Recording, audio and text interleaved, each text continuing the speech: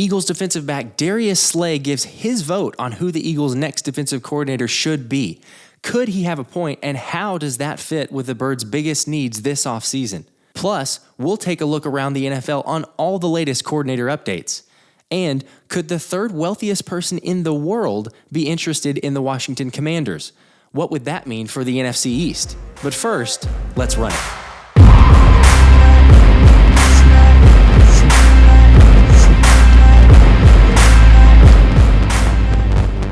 Hey everyone, Josh Davis here, and happy Sunday. Guess what? We still don't have any more news on the defensive coordinator or the offensive coordinator for that matter. But one person who's at least weighing in on the option now is Darius Slay. Eagles cornerback Darius Slay mentioned that he would vote for the defensive back coach Dennard Wilson. Check out this article on Bleeding Green Nation by Alexis Chasen, and in it, it says Darius Slay says Eagles defensive back coach Dennard Wilson should be a defensive coordinator, and his teammates agree. In the article, it says, quote, "The Eagles have interviewed a handful of candidates to fill Jonathan Gannon's former role as defensive coordinator, but on Friday night, some of the players voiced their support of an internal candidate, defensive back coach and defensive passing game coordinator Dennard Wilson. There have been a few unconventional staff hires throughout the league the past couple days, and veteran cornerback Darius Slay pointed out that Wilson's experience set him up for a bigger role." Darius says in his Twitter, "Man, with all these new coaches getting jobs, I know my guy Dennard Wilson should be a DC in the NFL." And Alexis goes on to write here, "Wilson has 15 years of NFL experience. He started out as a scout for the Bears in 2008 and then worked up to defensive quality control for the Rams in 2012 before being promoted by the team in 2015 to DB coach. He left for the Jets in 2017 and was promoted to passing game coordinator in 2019 before ultimately joining head coach Nick Sirianni's staff in 2021. After years of a shaky at best secondary in Philly, the right combination of roster moves and Wilson's coaching resulted in a much more impactful group the past 2 seasons. The DB coach also got a lot of credit for undrafted rookie Reed Blankenship's being ready to step in and execute at a high level when CJ Gardner Johnson was injured in 2022. Slay wasn't the only member of the Eagles secondary to share this opinion about Wilson's potential either." And you can see here Marcus Epps weighs in his support for Dennard Wilson, also CJ Gardner Johnson via Twitter. And then the article ends here saying, "Near the end of the season, Sirianni said that they had a list of internal and external candidates if Gannon and offensive coordinator Shane Steichen got head coaching jobs. Wilson didn't follow Gannon to Arizona, so it's possible he's in the discussion to be the new DC. And it should carry some weight that his players would support the move by the team," end quote. Yeah, it should definitely carry some weight. You've got Darius Slay, a team captain, saying he should be the next defensive coordinator. And we sit here each and every day talking about this, and it seems like it's the same thing over and over and over. The Eagles can't make up their mind. After especially we see candidate after candidate being picked off and going to other teams. It's kind of comical at this point, except it's really not. You need to make a decision. We mentioned other candidates, Sean Desai, Chris Shula, Jesse Minter, maybe Glenn Schumann. I've heard confirmed reports, unconfirmed reports. I'm not sure what's going on there, but I think it's big. The fact that you have Darius Slay, a player, weighing in on a coach here and saying, that's who I want as my defensive coordinator. Because let's be honest, maybe he hasn't said it exactly word for word there, but you don't go on Twitter and post that unless you're basically saying, that's my guy. That's who I want as a defensive coordinator. And it's unlike the NFL. I know there's some other leagues you could say the NBA is probably the most namely one in that it's a very player-driven league. And you might see this quite frequently from LeBron James, Kevin Durant, several others who are going to be very boisterous about who they want as their head coach or who they don't want. Namely with the Oklahoma City Thunder and Russell Wilson, Scotty Brooks, and trying to figure out that whole saga. But this is the NFL, and the NFL is different. It doesn't normally happen. Players don't go as much or at least as vocal about, hey, this is who I want as my guy. But I think Slay even notices here, it's taken a long time to get this decision done, and we need to get moving because the combine is only days away, and we need someone to be able to scheme and game plan and also figure out draft picks of who we're going. And we know that Dennard Wilson, he knows this team. He has the chemistry. He's coached these guys. He's very familiar with them in lots of different situations. And I think that chemistry goes a long way. Also, you've got a lot of other players, obviously, here who are in support of it. So I think that could be really, really great, a very good decision for them to move forward in this direction. this secondary was very successful. I mean, they were ball hawks, they were aggressive, they were attacking, and like the article mentions, a lot of that credit goes to Dennard Wilson. So I think that you have to give him a shot. He wasn't someone who I was initially high on. I thought there were some other better options, but there's a great point here. If the team's going for him and rooting for him, I say you ride with it. There's one thing, and it's hard to put your finger on it or a word to it, except for, just really the chemistry of this group. It's very special. And to all of us Eagles observers, we see that, we get it. But A.J. Brown, I'm sure you saw the comments about him talking about Tannehill, no bad blood or anything, but he just said the relationship was nothing even close with Tannehill as it is now with Jalen Hurts. I mean, we're like best friends. I mean, that's paraphrasing. That's basically what he said. We've got the O-line who always is talking about each other. They're making these Christmas albums. This team is just very, very special. And so I don't think you want to interrupt that chemistry or break up the collaboration or just all of that camaraderie between the group. So, yeah, I think I would go with Dennard Wilson at this point. At least give him a shot. He's proven himself as defensive coordinator, at least a D-backs coach. But what do you guys think? Is that the best route to go? Let me know in the comments below. Would love to hear you guys' thoughts. I think it is incredibly fascinating to get other players jumping on board here, but I think they see that time is of the essence, and we're not really running out of time, but in a sense, it feels like we are.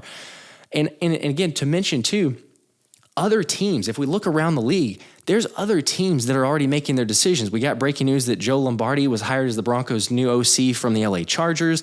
The Chiefs promoted Matt Nagy to the offensive coordinator from the quarterback's coach position. And it's just funny because the Chiefs don't seem to have a problem announcing that very quickly. Hey, we've just gone ahead and made an internal promotion. We trust Matt Nagy. He knows the offense. He's familiar with it. That seems like we should be doing that for Brian Johnson. And again, yet we have not. We seem to be just stuck in quicksand and we can't seem to move or get out of it. I don't know what the deal is, but the Howie and Nick we really need to make up our minds and get moving here. I don't think that there's very many options left, like I said, but it'll be interesting to see where they go with. But my vote, again, would be Dennard Wilson. There's another point here to be made as well, and a reason why I think he might be a great fit. Another article in Bleeding Green Nation by Brandon Lee Gouton, and he mentions here, Eagles News, Philadelphia's biggest offseason need. So it's a compiled report of different articles and posts that have been made. The interesting piece here is by The Athletic, and it's talking about the biggest offseason needs. So it says Philadelphia Eagles, position of greatest need, secondary. 60% of the Eagles' starting secondary is scheduled for free agency, including starting safety CJ Gardner Johnson and Marcus Epps, plus cornerback James Bradbury. Both starting linebackers, both defensive tackles, at least one starting offensive lineman, and a starting running back are also primed to depart, but the team has better in-house replacements at each of those spots.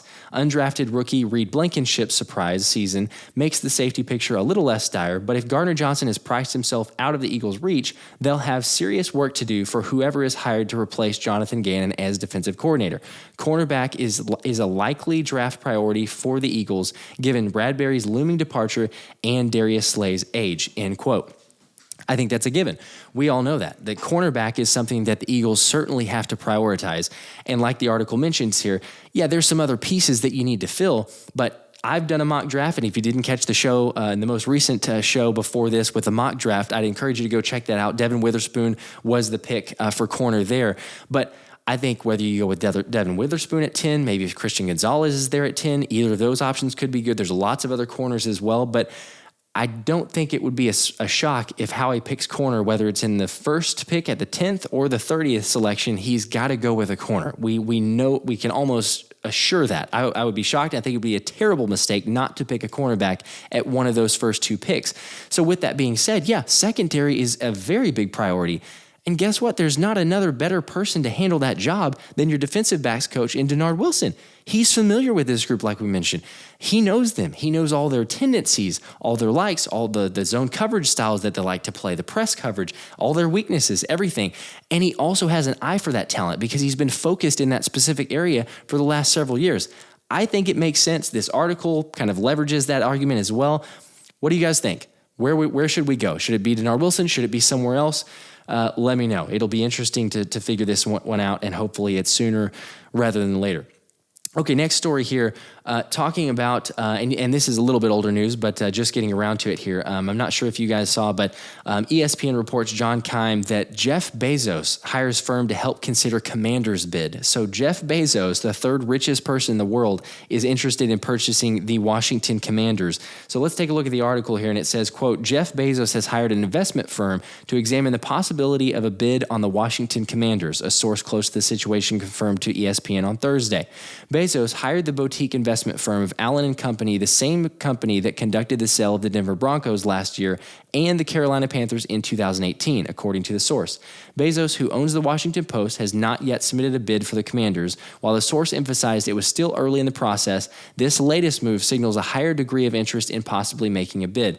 Others involved in the process have anticipated him getting involved at some point. Because of his net worth of $119 billion, making him the world's third richest person according to Forbes, Bezos could outbid any of the other groups. The only known bidder to date is Josh Harris, who toured the Washington's facility last month, according to multiple sources.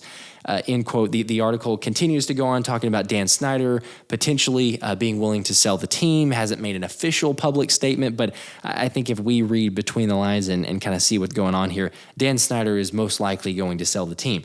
And it'll be interesting to see, because I think that we would also agree Dan Snyder is partially to, or I guess a lot of the credit for why Washington has been the dumpster fire that it is, or at least a lot of the challenges that they've had for many, many seasons. So to get him out and have a benefactor like Bezos in, what's that going to do? That would be interesting to see. How does the organization shift? And I'm sure we've all seen too, there's been lots of reports of Lamar Jackson and the potential of the Commanders pursuing him. I know it seemed far-fetched, but with the more and more reports and rumors that are coming out, that's a little bit more likely. Would Bezos come in and want to make a big splash saying, hey, you know what? I'm the owner. We need a franchise QB. I don't care some of the other ramifications from the financial aspect. We need to jumpstart this thing. Maybe so. We could see that. That would be very interesting to see. But for someone like Dan Snyder, who has definitely hurt the program for so long and the ownership there, I'll be curious to see how this one plays out. But as of right now, and it's obvious, Bezos is not hurting for cash. So maybe he purchases them, ends up jump-starting the organization there. Don't know exactly what that means for the NFC East, but we'll monitor. We'll keep an eye on it and see how that one plays out.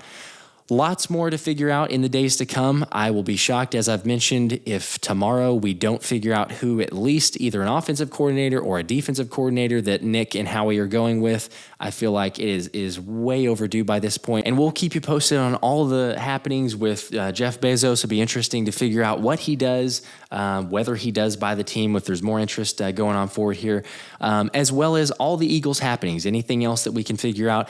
Be sure to like and subscribe. I'm Josh Davis. Here still waiting, hoping, praying that we get decision for the offensive coordinator or defense coordinator or anything for that matter. But until next time, this has been the Philly Special.